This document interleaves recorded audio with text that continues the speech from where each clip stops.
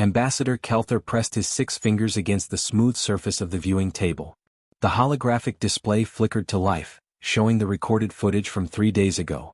He had watched it 17 times already, but each viewing made his stomach twist in new ways. The scene opened in the Grand Assembly Hall of the Galactic Integration Center.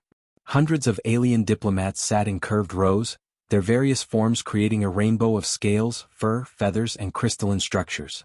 At the center stage stood 3 humans in crisp military uniforms. The lead human stepped forward. Lieutenant James Mitchell looked perfectly ordinary by human standards, brown hair, average height, a friendly smile that seemed genuine. But Kelther had learned not to trust human expressions. "Honored delegates," Mitchell began, his voice carrying clearly through the translation devices, "we understand your concerns about integrating human forces into galactic peacekeeping operations. Today we want to demonstrate why our methods are both effective and humane." The word humane made Kelther's skin crawl. He had been studying humans for 6 months now, and their definition of that word seemed to exist in a different universe from everyone else's. Mitchell gestured to his companions. "Captain Emma Thompson and Sergeant David Parker will help me show you our standard non-lethal crowd control techniques. These methods have been used successfully on Earth for decades with excellent safety records." 3 volunteers stepped onto the stage. They were vegan delegates who had agreed to participate, believing they would experience something similar to the gentle restraint fields used by other civilized species. Their blue skin seemed to glow with confidence under the stage lights. Kelther paused the recording and rubbed his temples with his secondary arms. He remembered sitting in the 3rd row that day, feeling proud that the galaxy was finally welcoming these strange but seemingly harmless creatures from the 3rd planet of Sol System. He resumed playback. "Our first demonstration involves sonic disruption," Mitchell announced. He held up what appeared to be a simple gray device, no larger than his palm. "This unit produces focused sound waves that temporarily overwhelm the nervous system, causing immediate but reversible incapacitation."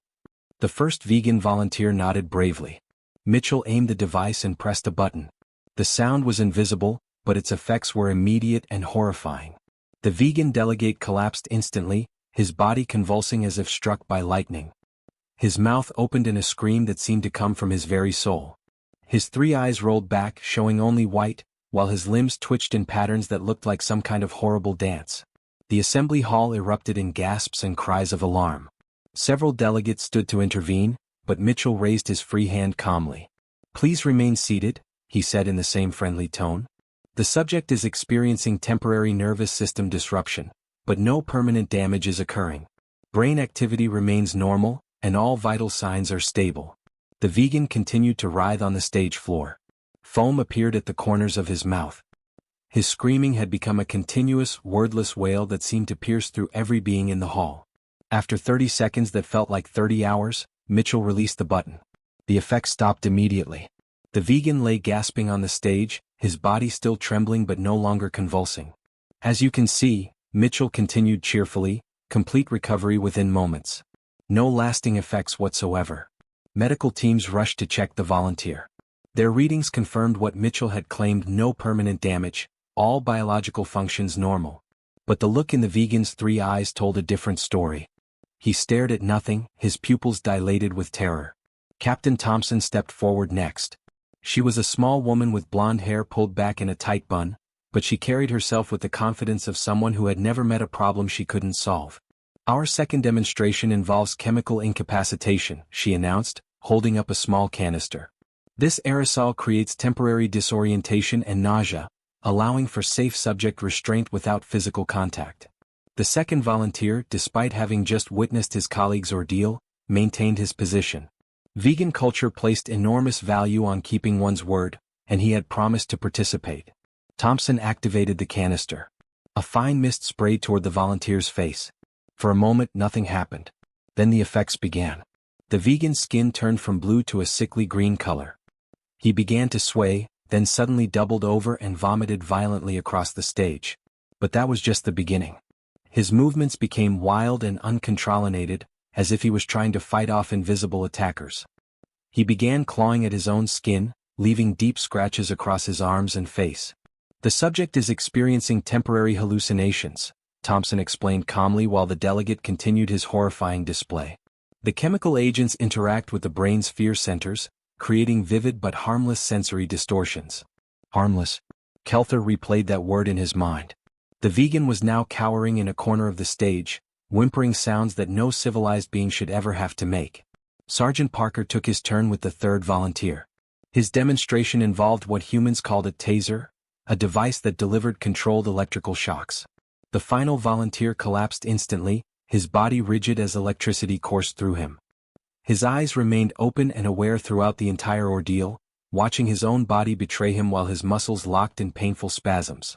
When all 3 demonstrations were complete, the human officers helped the volunteers to their feet. They provided medical attention and spoke in soothing voices, treating their victims with genuine care and concern. These methods represent the pinnacle of humane law enforcement, Mitchell concluded. 0 fatalities, 0 permanent injuries, maximum effectiveness. We believe they will serve galactic peacekeeping efforts admirably. The silence in the assembly hall was complete.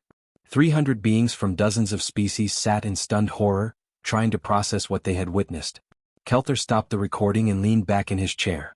The Integration Committee had approved human participation in galactic peacekeeping operations later that same day. After all, the humans had technically told the truth, their methods were non-lethal and caused no permanent physical damage. But as he looked at the psychological evaluation reports from the 3 volunteers, all of whom were still receiving therapy weeks later, Kelther wondered if the galaxy had made a terrible mistake.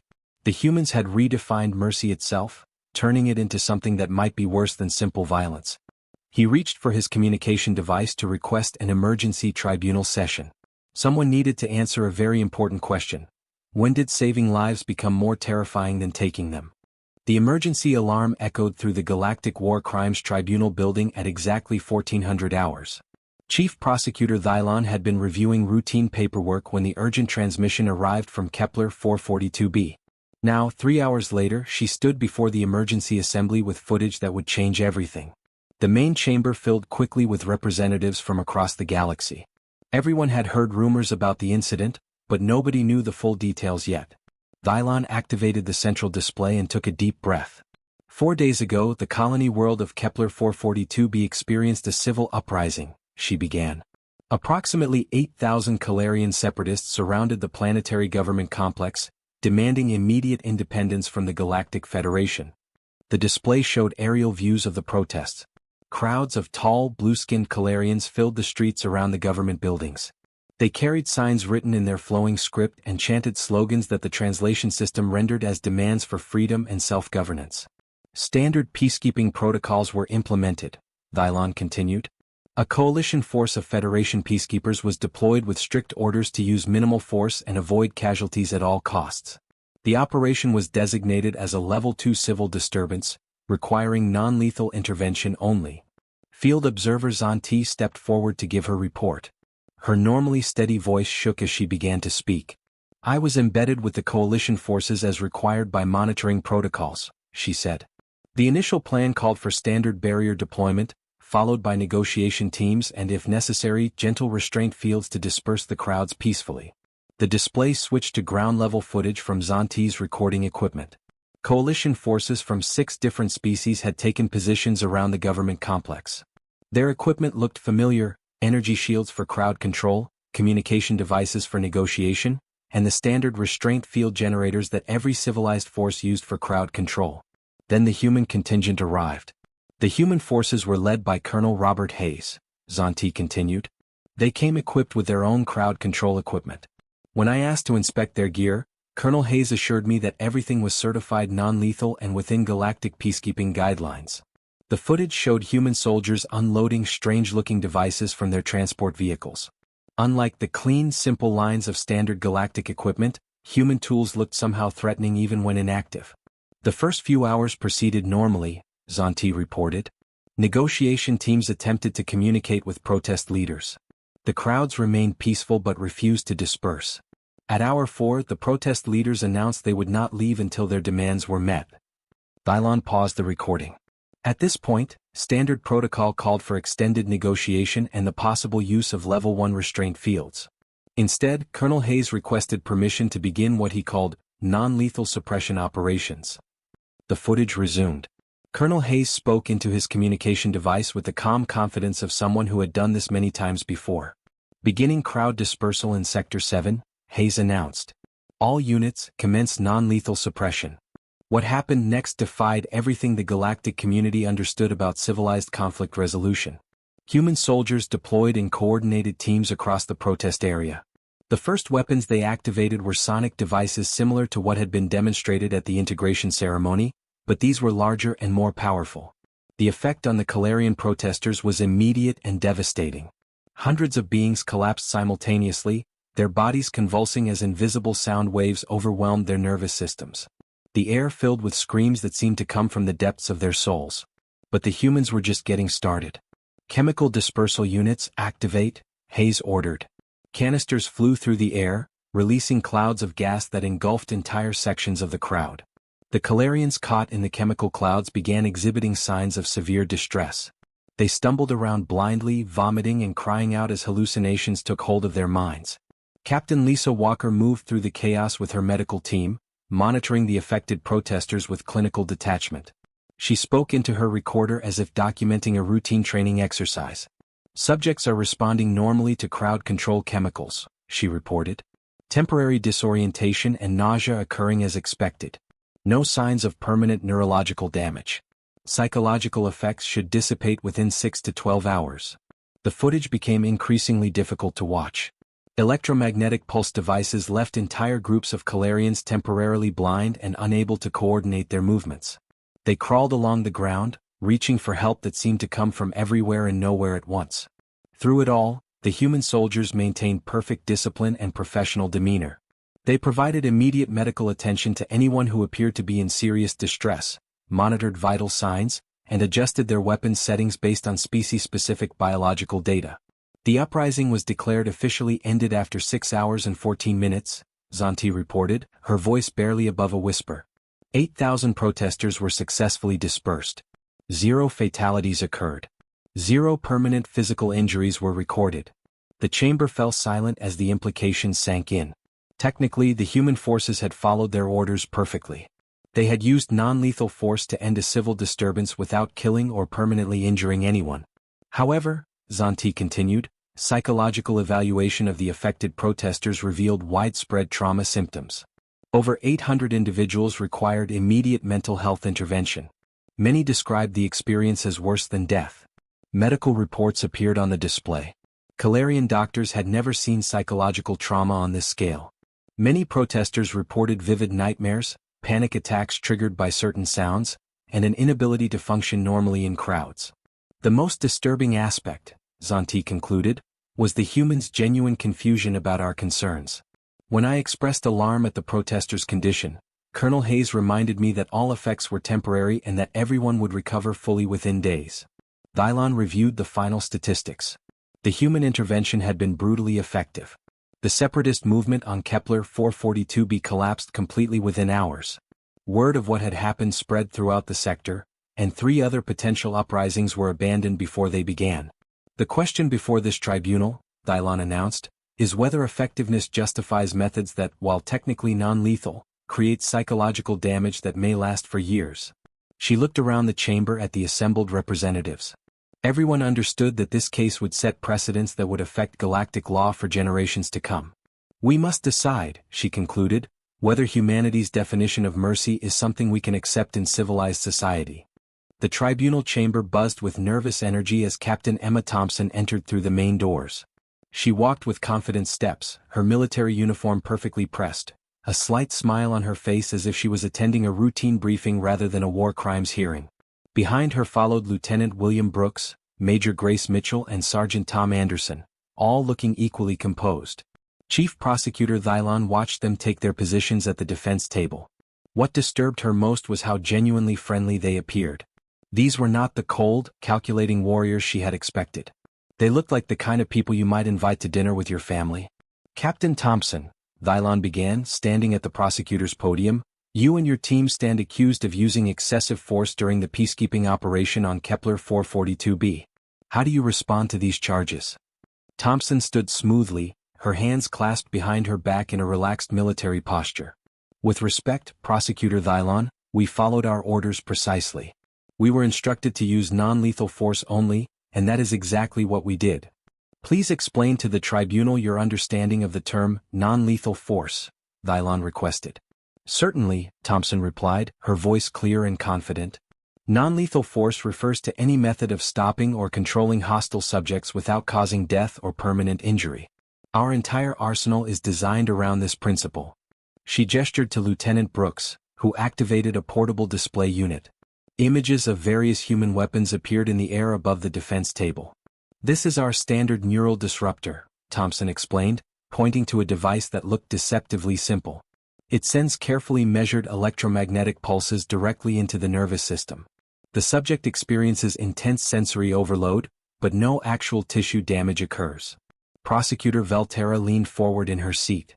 The subjects described feeling like their bodies were being torn apart from the inside. Yes, but that's just the sensation, Thompson explained patiently, as if speaking to a child who didn't understand basic science. The neural pathways are temporarily overwhelmed, creating that feeling, but no actual harm is done. Think of it like a very intense headache that stops immediately when we turn off the device. Lieutenant Brooks stepped forward to demonstrate the next weapon. This is our psychological warfare emitter, he said, holding up a device roughly the size of a book. It creates targeted hallucinations based on each species-specific fear responses. You made them see their worst nightmares, Observer Zanti whispered from the witness section. Brooks nodded enthusiastically. Exactly. We studied Calarian psychology extensively to ensure maximum effectiveness. The device creates vivid but completely harmless mental images that trigger immediate compliance responses. Harmless. Velterra's wings fluttered with agitation. Many subjects are still receiving therapy weeks later. But they're alive and physically unharmed, Major Mitchell interjected as she joined the demonstration. Compare that to traditional warfare methods. In the old days, a situation like Kepler 442b would have resulted in hundreds of deaths. Our way, everyone goes home to their families. Mitchell held up another device. This is our chemical incapacitation system. It releases compounds that cause temporary nausea, disorientation, and mild hallucinations. The effects wear off completely within hours, leaving no lasting damage whatsoever. She spoke about the chemical weapons with the same tone someone might use to describe medicine. We've spent decades perfecting these formulas. They're specifically designed to be as unpleasant as possible while remaining completely safe. Thylon felt her stomach turn. Captain Thompson, do you not see the contradiction in your methods? You speak of safety while describing weapons designed to maximize suffering. Thompson looked genuinely confused. But that's the whole point, she said. We've learned that you can control people much more effectively by making them very uncomfortable rather than actually hurting them. It's much more humane. Sergeant Anderson took his turn with the demonstration. Our electrical incapacitation devices deliver precise electrical pulses that temporarily override the nervous system's control of muscle movement. The subject remains fully conscious and aware, but cannot control their body movements. The subjects described it as being trapped inside their own bodies while something else controlled them, Zanti reported. Yes, that's accurate, Anderson agreed cheerfully. But again, no permanent damage. Once we turn off the device, full muscle control returns immediately. The human officers continued their presentation with the enthusiasm of salespeople showing off their finest products. They explained how each weapon had been carefully tested and refined to achieve maximum psychological impact while maintaining what they called plausible medical deniability. Our research shows that subjects who experience our non-lethal methods develop strong psychological deterrence responses, Thompson explained. They become highly motivated to avoid future confrontations with our forces. This creates long-term stability in conflict zones. You're talking about terrorizing people, Thylon said quietly. We're talking about preventing wars, Mitchell corrected firmly. Every person who experiences our methods and survives goes back to their community with a very clear understanding of why conflict with human forces should be avoided. It's preventive peacekeeping. The tribunal sat in stunned silence as the implications became clear. The humans had not stumbled into psychological warfare by accident. They had deliberately developed it as a strategic tool. Our methods achieve perfect mission success with zero casualties, Thompson concluded. We can end conflicts in hours instead of months with no loss of life on either side. Isn't that what peace is supposed to look like? She looked around the chamber with genuine curiosity, as if she truly could not understand why everyone seemed so disturbed by their presentation. The protesters on Kepler 442b went home to their families that night, she continued. Yes, they were shaken up, but they were alive. Their children still had parents. Their spouses still had partners. In our view, that represents the most successful possible outcome. Brooks nodded in agreement. We've eliminated the need for killing in warfare. How is that not a good thing? The defense team sat down, looking satisfied with their presentation. They had made their case clearly and logically, apparently unable to comprehend why the tribunal appeared horrified rather than impressed. Thylon realized with growing dread that the humans genuinely believed they were the good guys in this situation. They had convinced themselves that perfecting suffering was the same thing as perfecting mercy. Dr. Kelvin stood before the packed tribunal chamber, his research tablet trembling slightly in his primary hands. As the galaxy's leading expert on comparative warfare studies, he had been tasked with investigating human military history. What he had discovered over the past 3 weeks had shaken him to his core. Honored members of the tribunal, he began, his voice steady despite his inner turmoil, I have completed my analysis of human warfare evolution. The patterns we observed on Kepler 442b are not aberrations. They represent the culmination of thousands of years of deliberate development. The main display activated, showing a timeline that stretched back through human history. Ancient symbols and images appeared alongside dates that meant nothing to most species in the chamber, but everything to understanding humanity's approach to conflict. Let us begin with early human history, Dr. Kelvin continued. Most species developed warfare as a necessity for survival, seeking the quickest and most efficient methods of defeating enemies. Humans took a different path entirely. The display showed crude drawings from human caves, depicting not just hunting and fighting, but elaborate scenes of capture and prolonged suffering. From their earliest recorded history, humans demonstrated an unusual interest in what they called enhanced interrogation. Rather than simply defeating enemies, they developed increasingly complex methods of extracting information through pain that stopped just short of death. Professor Keth joined him at the presentation podium. She had spent her career studying the evolution of civilized warfare, and human methods challenged every theory she had developed. The pattern becomes clear when we examine their technological development, she explained. While other species focused on creating more efficient killing tools, humans invested enormous resources in perfecting non-lethal suffering. Images flashed across the display showing human inventions throughout history. Medieval devices designed to cause maximum pain while keeping the victim alive. Chemical compounds developed specifically to create temporary but intense discomfort. Electrical devices calibrated to overwhelm the nervous system without causing permanent damage. Consider their development of what they call rubber bullets, Dr. Kelvin said. These projectiles were marketed as humane alternatives to traditional ammunition. However, examination of their design reveals something far more disturbing. Technical diagrams appeared showing the internal structure of rubber bullets. These projectiles are specifically engineered to cause maximum pain and injury while remaining technically non-lethal. They shatter bones, rupture organs, and cause internal bleeding, but are designed to avoid immediate death. The genius is in their marketing, Professor Keth added. By labeling these weapons as non-lethal, humans convinced themselves and others that using them represented moral progress. The historical timeline advanced, showing the development of modern human crowd control methods. Tear gas, sonic weapons, electrical devices, each generation more sophisticated than the last. What fascinates me most, Dr. Kelvin continued, is how humans justify these developments. Each new weapon is presented as a humanitarian advancement. They genuinely believe that causing horrific suffering without death is morally superior to quick, clean killing. Military historian Zeph stepped forward with a collection of intercepted human military documents.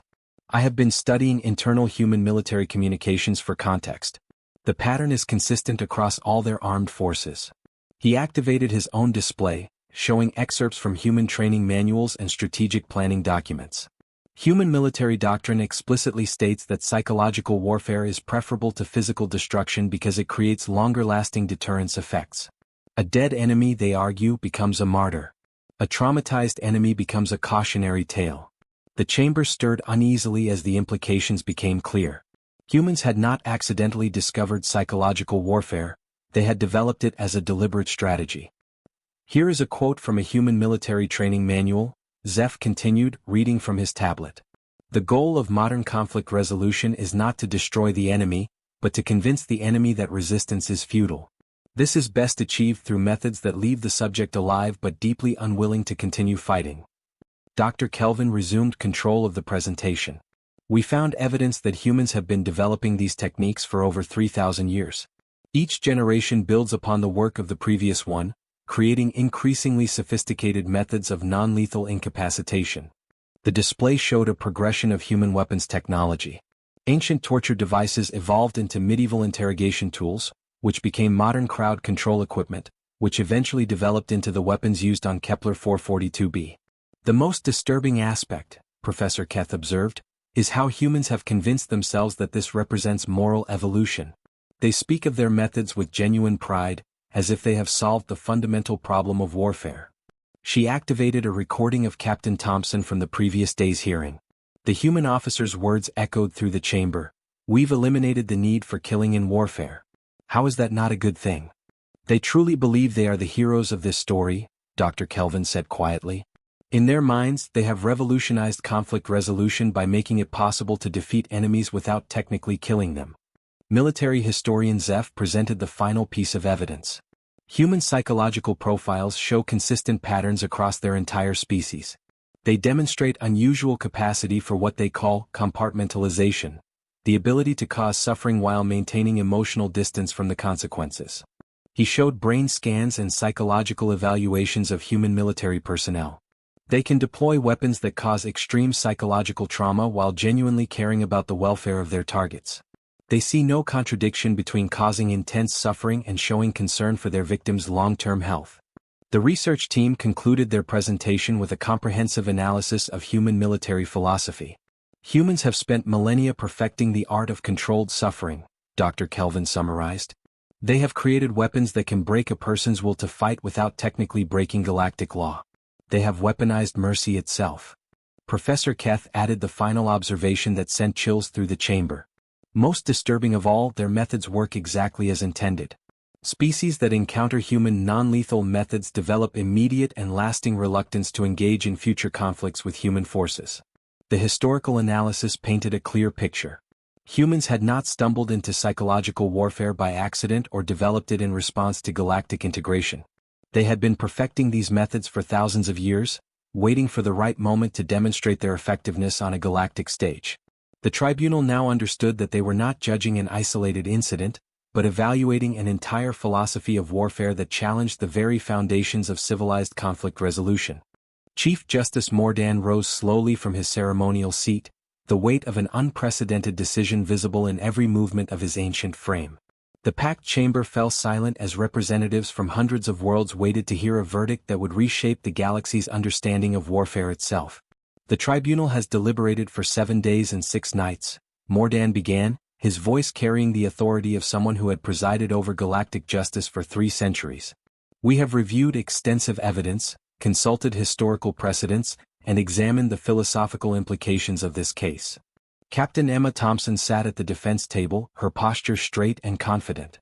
She had spent the week genuinely puzzled by the tribunal's struggle with what seemed to her a straightforward matter. Her methods worked, nobody died, and conflicts ended quickly. What could be simpler than that? The charges against Captain Thompson, Lieutenant Brooks, Major Mitchell and Sergeant Anderson present this tribunal with a unique challenge, Mordan continued. By every technical measure of existing galactic law, these officers committed no crimes. Their methods resulted in 0 fatalities and no permanent physical injuries. A murmur of anticipation rippled through the chamber. Many species had sent their finest legal minds to observe this proceeding, knowing that the outcome would affect military doctrine across the galaxy. However, Mordan said, and that single word caused the chamber to fall silent again, the psychological impact of human methods has revealed a fundamental gap in our legal framework. We have laws governing physical harm, but we have failed to adequately address weapons designed specifically to inflict mental and emotional trauma. Prosecutor Thylon felt her heart's racing. The tribunal had been deliberating behind closed doors, and nobody knew which way the decision would go.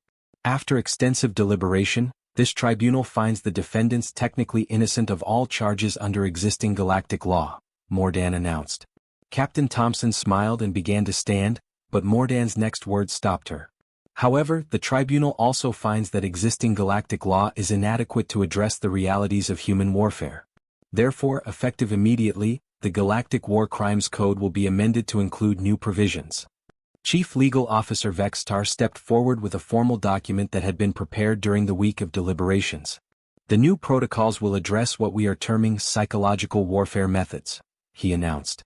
Any weapon or technique designed primarily to inflict mental trauma, regardless of its lethality, will now be subject to review and regulation. The human officers exchanged glances. They had expected either complete acquittal or harsh punishment, but this middle ground confused them. Additionally, Mordan continued, all human military forces participating in galactic operations will be required to undergo cultural sensitivity training regarding proportional response standards. Human commanders must receive explicit approval before deploying psychological warfare techniques. Captain Thompson finally stood, her expression puzzled. Your Honor, if I may ask a question? Proceed, Captain. Our methods achieved complete mission success with 0 casualties. The uprising on Kepler 442b ended in 6 hours instead of the weeks or months that traditional approaches might have required. Isn't saving lives the most important consideration? The chamber fell silent as Mordan considered his response. This question cut to the heart of the entire controversy. Captain Thompson, your question reveals precisely why this case has been so difficult to resolve, he said carefully. You are technically correct. Your methods did save lives in the immediate term. However, the psychological damage inflicted on 800 protesters has created long-term consequences that extend far beyond the original incident. He activated the chamber's main display, showing follow-up reports from Kepler 442b. Suicide rates among affected protesters have increased by 300%. Marriage breakdown rates have doubled. Many subjects remain unable to function normally in social situations. Thompson's brow furrowed. But those effects are temporary, Your Honor. Our medical data shows that psychological symptoms typically resolve within 6 to 18 months with proper treatment. And that statement, Mordan replied, demonstrates exactly why new protocols are necessary. You speak of months of psychological trauma as if it were a minor inconvenience. The verdict's true complexity became clear in the weeks that followed. While publicly the tribunal had created new restrictions on psychological warfare, privately something very different was happening. Ambassador Kelther found himself inundated with discreet inquiries from various species military commands. The Calarian Defense Force submitted a formal request for consultation on what they termed enhanced deterrence protocols. The Vegan Confederacy inquired about non-lethal crowd control innovations. Even the Peaceful Zephyrian Council asked for briefings on psychological conflict resolution techniques. Within a month, Captain Thompson found herself busier than ever.